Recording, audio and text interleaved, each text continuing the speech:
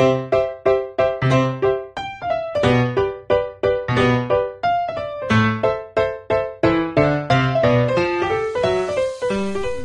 gabi mga kabarangay. Ginabi na tayo. Kanina nga ay nagkatay tayo ng rabbit. Ngayon naman po ay ginawa na natin putahe yung ating rabbit. Ngayon naman po yung papaano papakinabangan yung kanyang balat o yung fur niya. Yung po naman ang ituturo ko sa inyo kung paano hindi masasayang yung kanyang balat, kung paano ang dapat gawin. Ayan, kapwa po niya, no? Sayang po pagkaka inano lang, itinapon lang.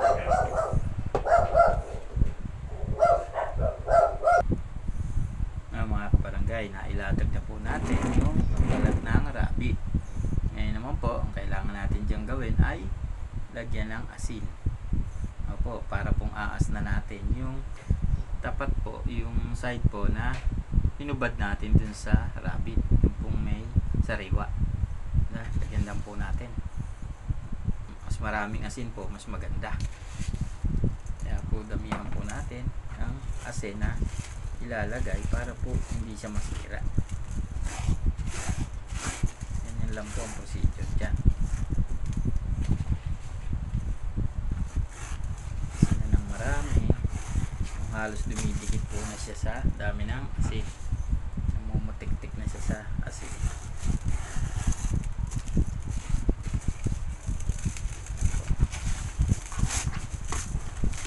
Gulong natin siya ng gusto. Kung pwede nga rin pong gawin ay biyakin itong balat. Pero po dito gagawin natin, papagawa po kasi natin wallet para po doon na lang sa kabilang dulo tatahian. Okay. Tahian na lang po doon sa dito sisipiran. Hindi na po kailangan ano yun sa may side nya. Kaya po ginawa natin, buo natin siyang ipipreserve na ganito. Nalagyan ng asin, bubuuin natin siya. Sa proseso po nito ay hindi masasayang yung fur o yung balat o balahibo ng ating mga alagang rabbit. Magiging memorable pa sa atin na yung rabbit natin ay napapakinabangan natin kahit patay na, kahit na iluto na natin yung laman ay nasa atin pa rin yung balat. Yan. So, yan, lagyan lang natin siya ng maraming asin para po siya hindi mamaho. Yan. Ngayon po ay gabi, mamaya po pag umaga ay ibibilad po natin ito. Opo, isang araw na bilad po. Pagkalagay natin ang asin, one day pong ibibilad para po maging maayos yung pagpipreserve natin sa mga balat na to. Siguraduhin lang po natin na nalagyan lahat bawat sulok ng balat. Kung ito po yung nakabiyak, mas madali pong makita. Kaya lang po, may style nga tayo na gagawin natin ganito.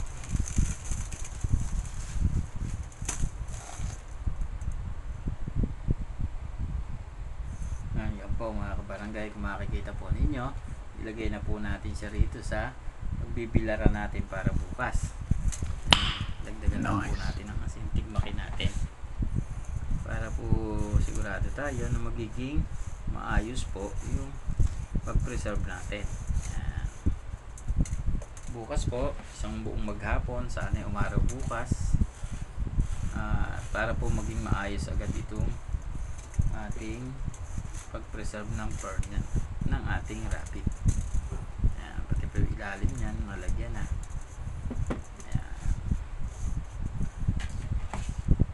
Yan po natin ang stock pa at tayo makasiguradong hindi siya babaho.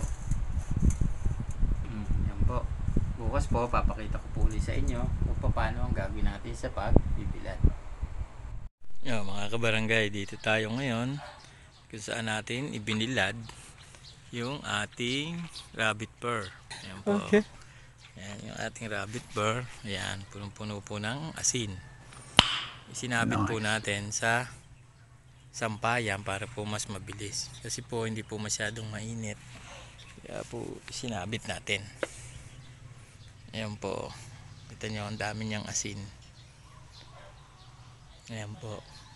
Ayan, hintayin po natin itong maghapon na to at tsak pong matutuyo kasi medyo kanina ko pong alas 7 ito pa nilagay, medyo matigas-tigas na po siya, medyo maano na po yung kanyang balat, kapit na kapit po yung asin. Dapat po kasi kumapit yung asin para maluto po siya ng asin at hindi siya mamahaw.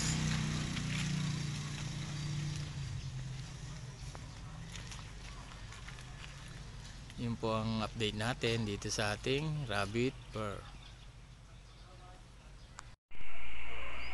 Mga kabarangay, ito na nga po yung inasinan natin na balat ng rabbit. Ngayon naman po, ang gagawin po natin ay yan po yung isang side. Ito po yung pangalawang side. Bali po ibinilad ko na to ng 2 araw. Opo, ayos na. Tuyo na siya.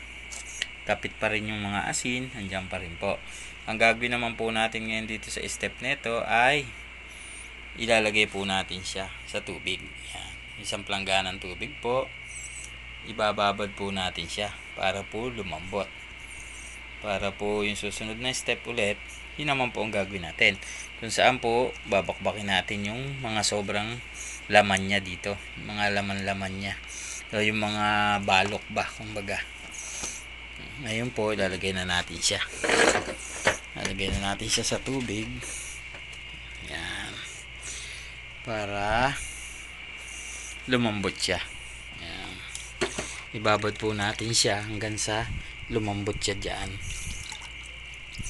Ganun po ang ginagawa natin yan. Pinalalambot natin. Yan po, hanggang sa lumambot siya dyan. Hintayin natin ng ilang oras siya hanggang sa makuha niya yung tamang lambot. Para magawa na natin yung susunod na procedure. Ngayon po, habang iniintay natin yan, i-update po natin kayo. I-update ko po kayo kung ano po yung susunod na procedure ulit na gagawin natin. Ganun po mga kabarangay. Update na lang po. At yun na nga po mga kabarangay. Ito na yung ating balat ng rabbit na inasinan. Nice. Na natin ang nasa asin. Tapos ngayon naman po, ang gagawin natin ay babakbakin natin yung lamad. Ito pong lamad na to. Yan. Para po maging smooth yung kanyang balat at saka hindi po siya masira. Kasi po pag andito to, parang laman, mabubulok. Kaya po ang gagawin natin, tatanggalin natin, lilinisan natin yung balat. Bubra po tayong gumamit ng kutsara o anuman pong gamit na po pwedeng pantanggal dito. Pwede pong brush. Ako po kasi kutsara po yung ginagamit ko. Kuminsan po pag hindi po makaya, inaano ko ng plais. Pagkaka po yung balat ay medyo magulang na. Yung matanda na yung rabbit. Pero po ito, 3 buwan lang po itong pinagkuhanan ko nito. Kaya po madaling bakbakin. Ganyan lang po. May mga nakaangat na. Ganyan. Ganyan yun lang. Tapos po itong 3 nito ay gaganyanin natin lahat. Tatanggalin natin lahat yung mga lamad. Pero dahan-dahan po kayo dahil pagkaka po sa sobrang nipis minsan nababakbak o nabubutas yung ating balat. Sayang naman kung masisira yung forma. Po gaganyanin lang po. Masakit po sa daliri. Pero po ayos lang pagka may katulong ka po na kutsara. Ayan po. Dali lang po siyang bakbakin pag. At saka nga po pala, sabi nung nagtatahi, nung una kasi, ko na, para kako hindi natahi, binuo ko. Pero ang sabi pala nung nagtatahi, mas maganda raw ng nakalapad. Dahil po pag nakalapad, makukuha niya yung tamang sukat. Magiging pantay. Ito daw po kasi hindi pantay. Kaya mamaya po, pagka natin, bibiyakin na po natin to, palalaparin natin. Bago natin i-proceed dun sa susunod na procedure. Tayo lang kayo mga kabarangay at babakbakin lang natin yung lamad.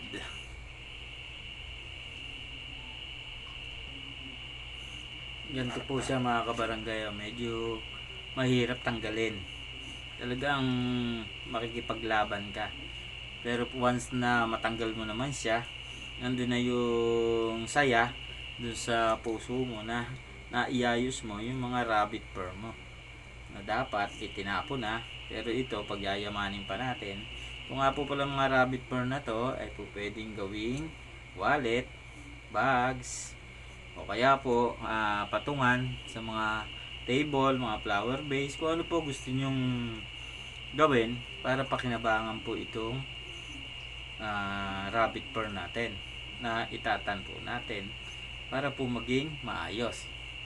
Kaya po natin siya ibinabad sa tubig pagkatapos nung inanuhan natin ng asin, tapos po nung pagbibilad natin na may asin, para po mas madali siyang mabakbak. Kasi po pag hindi natin binabad, wala po, mahirap pong bakbakin. Kaya po ganito, yan po, mas madali-dali na siyang bakbakin kaysa rin sa hindi mo siya ibababad na naninigas.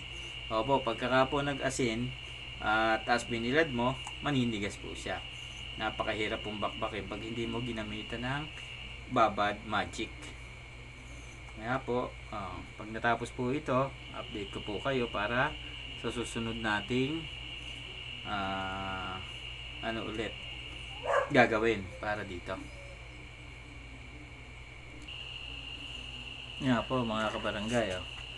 Pagkatapos ng mahaba-habang oras na pakipagbuno natin, okay na ang ating rabbit fur. Nabiyak ko na rin siya. Nice. Para siya lumapad. Yan. Kung makikita nyo, yan. Okay na, wala na yung mga lamad. Yung dalawa natin, yan. Kaya ang gagawin naman natin ngayon ay yayangyang natin ng bahagya. At pagkatapos ay gagawin na, lalagyan na natin siya ng itlog o yung egg yolk. Yun naman po yung gagawin natin para po ma-preserve siya ng maayos. Yan po, buhok pa. Ayan. Naano na po natin. Ito po yung ating nabakbak sa kanya. Wow! Ayan po yung mga nakuha nating balok. Kaya po susunod natin ay lalagyan natin ng egg yolk.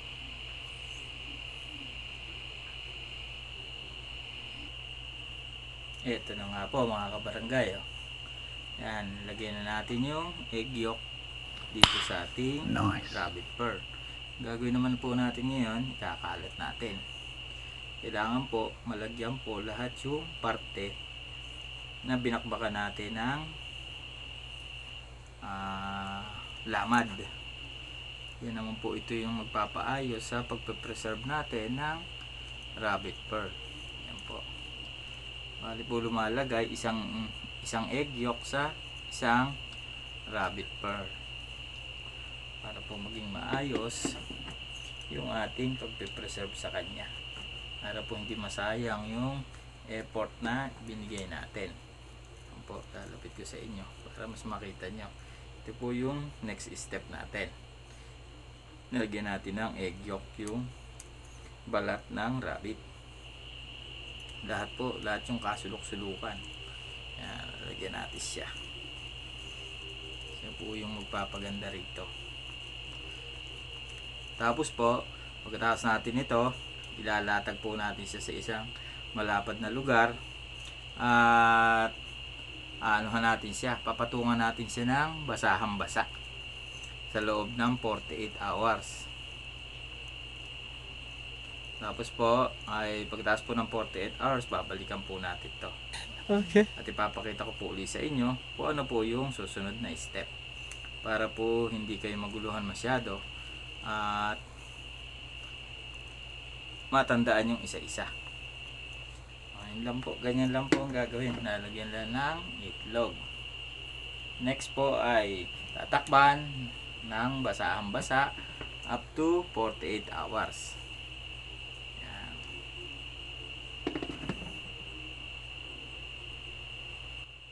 Mga kabarangay, ito na po yung balat ng rabbit natin na napahira natin ng itlog na dilaw, yung egg yolk. Nice. Po, lahat po ng parte ay atin po napahiran.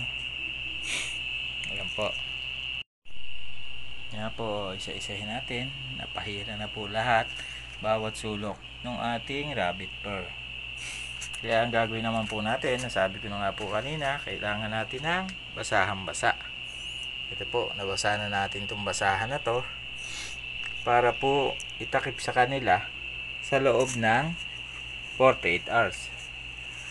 Kaya po mula ngayon hanggang sa maka 48 hours ay atin siyang tatakban. Yan po.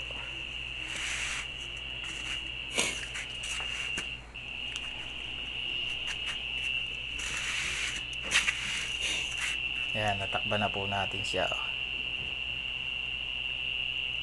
Kaya po hintayin na lang natin yung 48 hours. Tapos po ay babanlawan na natin siya. Para makita na natin yung ganda ng ating ginawang rabbit fur. Yan po, tinakban natin siya ng gusto. Nilapad pa natin yung aking katsano na nakuha ko. After 48 hours po, update ko po ulit kayo. Babalikan ko po kayo para po malaman natin kung ano ang resulta. Yung mga kabarangay, ito na po yung rabbit fur natin. Ayan. Alisin na po natin yung pagkatakip after 48 hours. Yan. Ayan po siya. Nanigaw siya dahil sa egg yolk na ilagay natin. Yan po. Kaya po ang gagawin natin ngayon, dahil may kakaibang amoy siya, babanlawan po natin. Banlawan po natin siya ng mga 3 beses. Pagkatapos po, ay atin po siyang ibababad naman po sa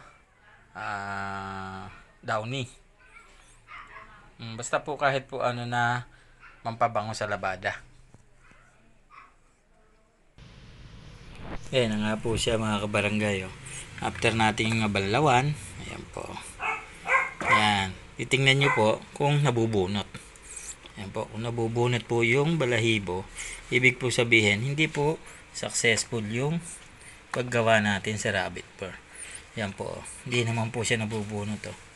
Ibig po sabihin, maayos po pagkagawa natin. Ayan. As po ngayon, bigyan natin ng fabric conditioner. Ito po gamit natin. Ayan. Babad po natin siya sa fabric conditioner. Ayan. Lagyan po ng tubig. Lagyan po natin ng mga 10 minutes. Ayan. Para po bumango na yung ating rabbit fur. Tapos po, saka natin siya ipapa-dry ulit. Taas natin ang mababad sa fabric conditioner. Balikan ko po kayo. Yan na po siya.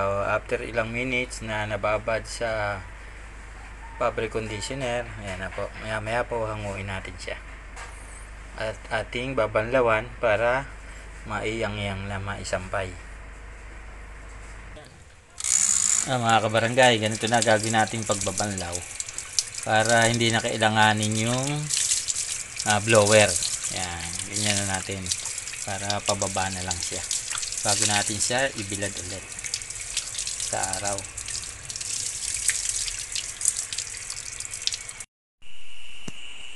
Magbabalik po tayo mga kabarangay. Ito na po yung ating rabbit fur na ipin-reserve. Ito na po. Ayan.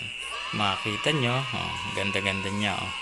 Ginawa na nating flower base. Dun sa 3 na rabbit fur na ibinlag ko, yung kasama nito sa una, may isang bisita tayo na dumating na si Elvin San Diego, ay kanya nang nabili. Yung dalawa, kahit nasa bilaran pa, nagustuhan po niya. Kaya po ayan. Ang ganda po, napakaganda po ng ating rabbit fur na nagawa. Ayan po, hindi pa nabo-blower yan, pero po ayan, ganda na siya. Kaya po kahit po gawing wallet or bag po, pwede po yan. Ngayon po, ginawa po natin, patungan muna rito ng flower base. Ayan po.